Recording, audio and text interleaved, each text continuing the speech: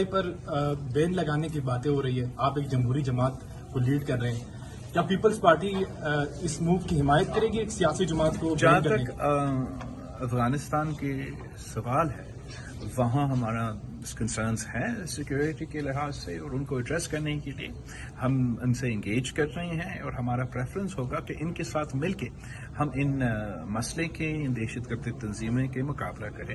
جہاں تک آپ کا دوسرا سوال ہے, Pakistan has a right to self defence وہ تو انٹرنیشنل لا کے مطابق ہے, مگر ہمارے ریجن کے فائدہ میں, ان کا فائدہ میں, ہمارا فائدہ میں, ہم سب کا فائدہ میں یہ ہے کہ ہم سب مل کے اس ایشو کا مقابلہ کرنے کی کوشش کریں.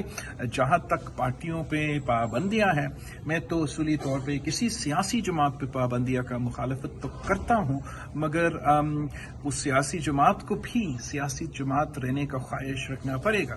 اگر وہ سیاسی جماعت خود ایک ملیٹنٹ تنظیم بننا چاہ رہا ہے, مئی 9 کے ایونٹس سے ڈسٹنس نہیں کرنے کے لیے تیار ہے, تو میں جو whatever I want is irrelevant, then the law will have to. کہنا چاہتے ہیں پی ٹی آئی سیاسی جماعت, آپ مانتے ہیں کہ پی ٹی آئی سیاسی جماعت ہے؟